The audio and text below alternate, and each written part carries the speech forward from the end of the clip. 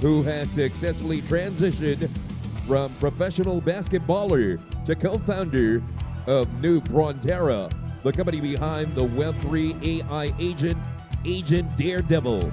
Puke will now explore the Daredevil's playbook for creating impactful brand experiences in the modern era.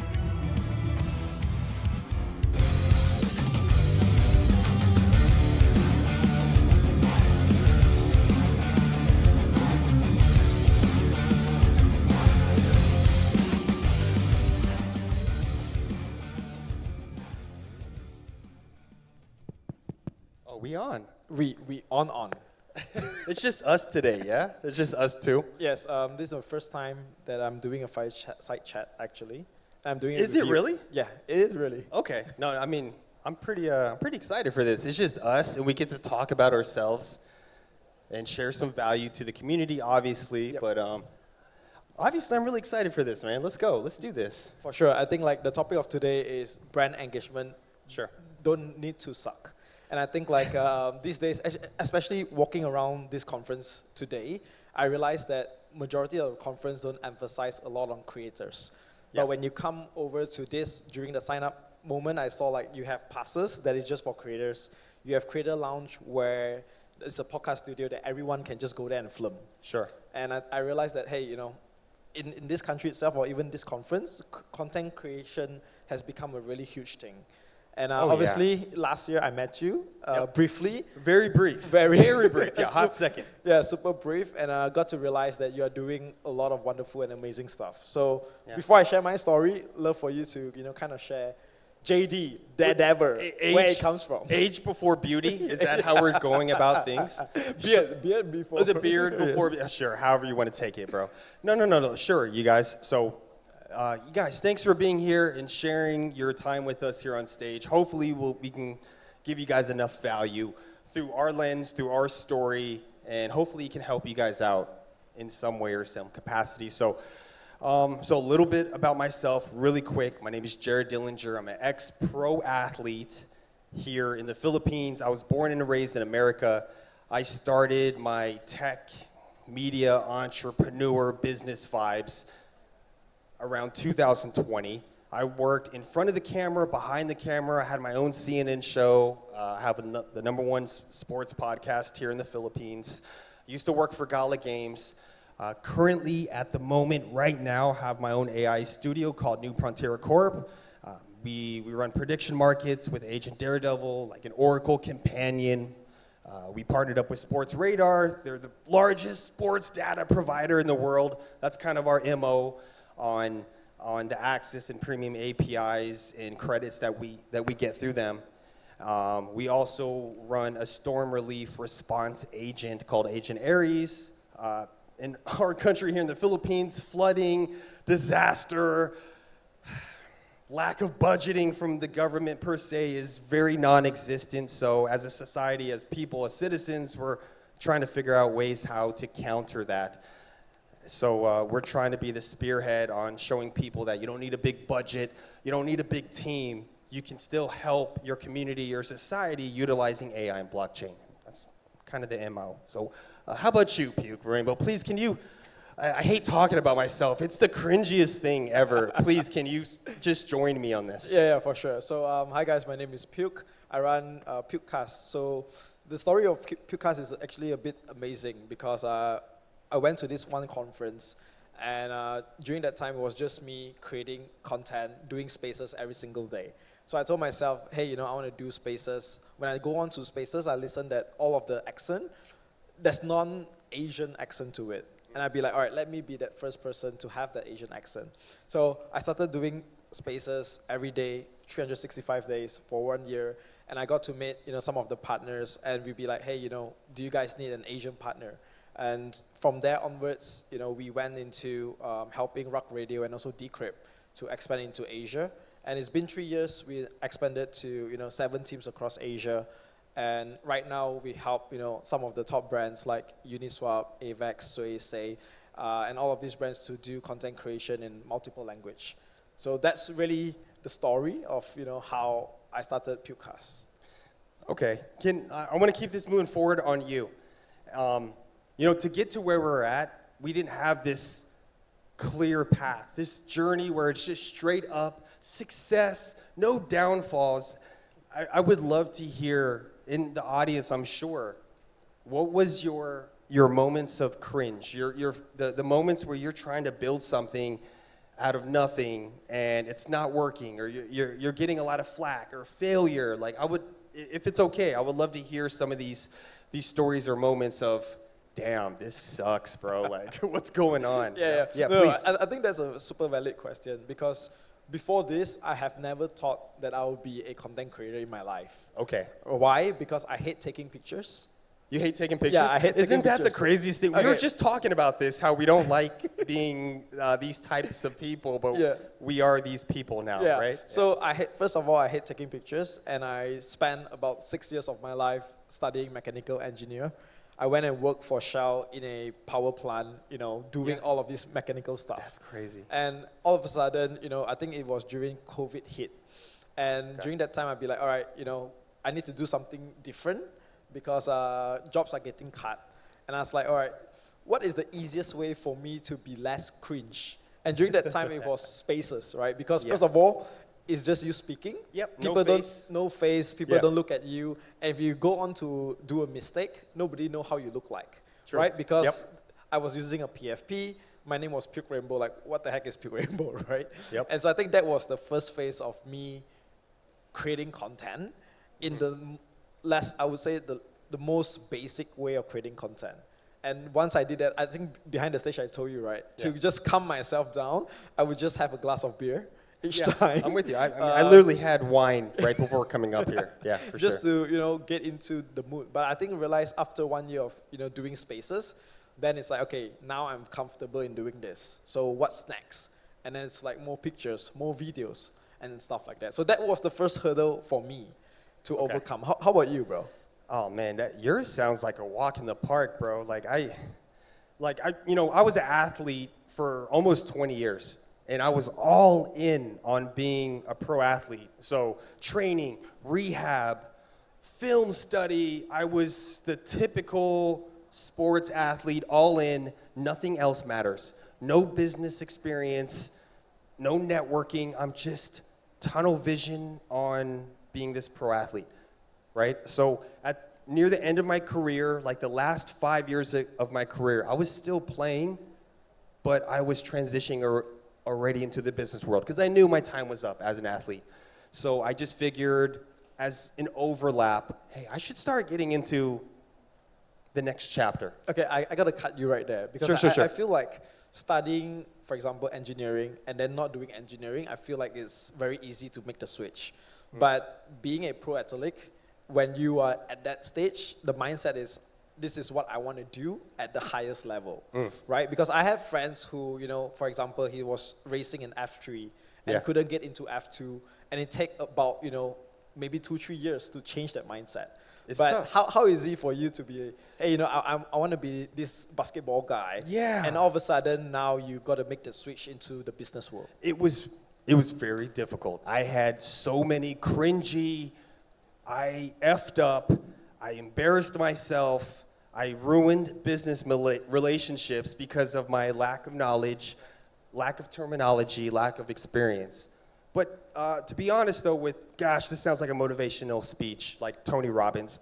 Anything you want to apply yourself to in the very beginning, you're going to suck at it, and you're not going to know what to do, and you got to go through that process of, I got to get better. I got to go through the pain, the suffering, the tension to be successful, right? So I knew that. So I was ready for the cringe.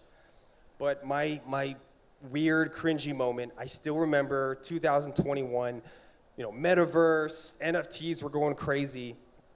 My wife, I was in the province, in this small provincial province down south here in the Philippines. She just told me she's pregnant. I'm an aging basketball athlete at this point. I'm like 37, 36 at the time.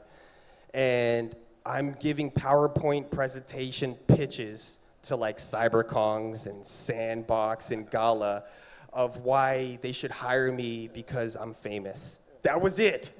Like, I didn't know what other value I could give other than, hey guys, I'm a famous person in the Philippines. please put me on your team. Here's my corny PowerPoint presentation. Mind you, we didn't have AI or any of that stuff to kind of streamline and make it pretty. It was just the most raw, cringy thing. And I still remember talking to the CyberKongs folks, and it was a big group call, and they were literally laughing at me as I was trying to pitch my presentation. Like, they were literally like, bro, this is the guy I'm telling you about. This is the dude, like, this guy's crazy. And I still remember that so vividly, like, wife is pregnant, PowerPoint presentation, CyberKong NFT projects are laughing at me, and that was kind of just like, oh man, this sucks, bro. Like, damn it. I gotta keep pushing, right? Yeah, I think it's great that we share, because everyone that, first off, you don't born and be like, oh, I'm a content creator, right? Yeah. I think it's that first hurdle where you feel cringy, but you have the courage to do it because you just know like the other side is better.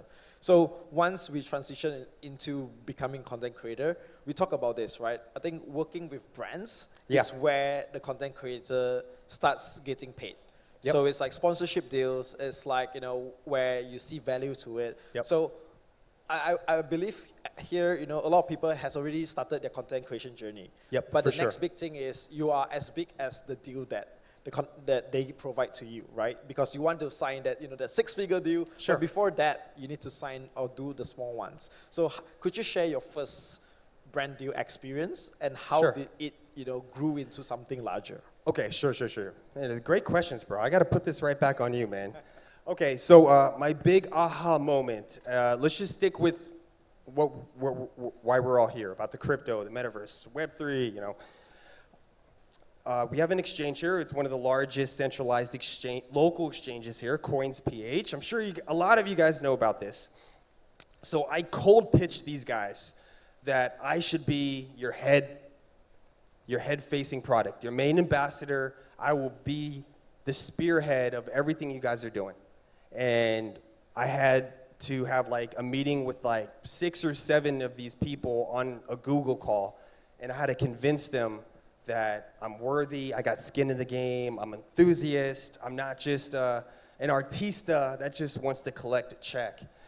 So I knew that I was battling up against these high-profile people, so I knew that I gotta make sure that I'm cheap, and I gotta make sure that I over-deliver on whatever that I'm offering them. So at the end of the day, I close the deal. They give it to me, but it was like at a penny compared to the other people that were all trying to get this gig. And I had my own crypto show. We had my own NFT video. And from that point on, even though I didn't make much money off of it, but the status, the notoriety, I knew that was very valuable. I understood that if I can close this deal, that maybe 10 more deals are gonna open up for me. So even though I'm not making much out of it, I'm gonna make sure I over-deliver, I make the craziest content, and I just got to make sure it all works. And obviously it worked, opened up 100 doors for me just from that one opportunity, and then off to the races. Now, I'm gonna put this back on you. What was your one moment in crypto where that was the turning point that changed a lot for you? Yep. I think for me is the first year when I was doing spaces, I know that, first of all, nobody know my brand. Nobody also hear my voice before, right? So the first year, what I did was every spaces that I run, it was free of charge. Just because I want to. Always has to be free in the beginning. So it's just for you to, make the connection, get people to know you and stuff like that. So first year was free. And then when it comes to the second year, the first deal was actually from Animoca brands, right? Nice. So it's because during that time, everyone, like I said, I'm finding my niche is the Asian voice. And so I'm that Asian guy that does spaces every single day. And I get to know them, and during that time, it's like, all right, would you like to host spaces for me? Mm-hmm. And I was like, okay. And it's like, all right, we're gonna give you during that time, even I did not ask for any price, but they'd be like, all right, we like your service, we want to sign you on as an ambassador, send you a Mochaverse. And during that time, Mochaverse was like 3 ETH. So like for 3 ETH in Malaysia, it's like 12K. In Malaysia, ringgit, it's like that's a lot. If you come to Malaysia, our famous car is called Myvi. right? And it's equivalent to one Myvi. And I was like, holy shit, just one deal itself, it's like a car in Malaysia. Yeah. And that's where I realized that, okay, you don't really need to, charge. You can go up in prices, but the most important thing is you need to find, I would say, your niche first, and then the clients that appreciate you. So obviously, I think Web3 and Web2 works differently. Web2, you get paid, and then you do tasks A to Z. Yep. But for Web3, you got to do it free first, and when people value you with the right person, then that's where they're going to pay you more times. That's correct, man. I know we don't have much time here. Please let me just follow up on this question. So after you do everything for free, you over-deliver, you lock in this relationship. And a lot of these relationship brand deals, it's like you're married, and you gotta really put in work to your partner, your relation, or your girlfriend or boyfriend. It really is the same in terms of the effort you got to put in. My thing I'm trying to get to is how do you transition next from doing it for free to getting to the point where you're earning and you're trying to retain this brand deal with them? Like, how do you keep that going? Because that's the hard part, to keep it going, to make it a year or a 2-year relationship. How do you go about that process? Yep. So I think during that time, because traveling in Asia is pretty cheap compared to traveling overseas. Yeah. And so Asian companies, especially Mochaverse during that time, they actively, before TGE, and it was, they wanted to do like the Asia tour. And so it's from Singapore to Hong Kong to Thailand and stuff like that. And I was like, okay, since I'm already hosting the main AMAs, the community already know my voice. What if I fly to all of those events and record all of the fun moments for your event? So that was kind of like the first upsell that I did. Yeah. And so that's how, slowly increasing from just not doing spaces, but doing videos to covering in real life events and stuff. So I think like end of the day, really it's about, you providing one service, and then after that, you think of what other ways that I could supplement to the company where it's a win-win situation for both of us. Damn, that's fire alpha, bro. Please, I love picking your brain, so I want to just ask one more question, if I may. Yes.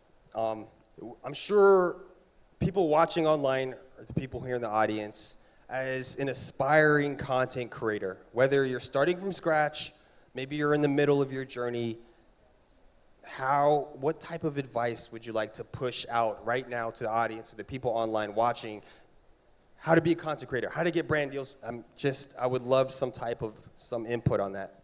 Yeah, I think like the easiest way, or I would say from our community that we advise them and they get started and they grow really big, is first thing is to find what sort of content you want to do. So it can be video, it can be audio, it can be written content.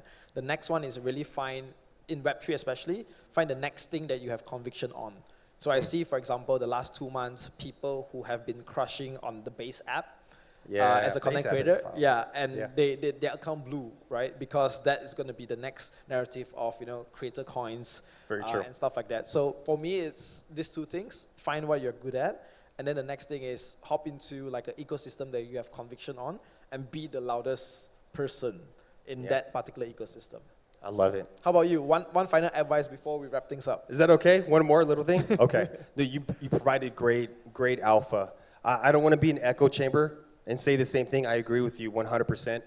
I'm going to keep it simple. You guys, no one cares, really. Ultimately, I don't want to get too deep on the galaxy stuff, but we're just a speck in the grand scheme of things. So if you feel cringe and you're shy and you don't want to put yourself out there and be exposed to people's opinions, no one cares.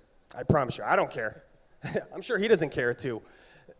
No one cares. And so you get past that, be authentic, be yourself. There are so many people in this world that there is going to be a community that wants to vibe with you as the person. The things that you talk about, there is going to be a tribe and people that want to follow you. Now, working brand deals, I know that's a whole nother realm, and that's a different beast in itself. But at the end of the day, you got to go through the meat grinder. You gotta make mistakes. You gotta fall flat on your face and look stupid for 2 weeks. And people, they might talk about it. Maybe they won't. But I promise you, at the end of the day, no one cares. So the faster you can just put yourself out there, make 1,000 mistakes, you're going to be successful 365 days from now. That's the biggest MO I could give. But I think we're running out of time, though. Yes, we are. Yeah. So we would love to talk more. We're talkers naturally. We have podcasts, and we're in the media industry. But thank you guys for listening. We appreciate your time and energy. And where can everyone find you at? At Pukecast. Pukecast. Awesome. You guys can find me at Daredevil Media, Agent Daredevil. But thank you guys for your time, and have a great rest of the event. Thank you. Thank you, Pukerainbrow. Thank you, Jared.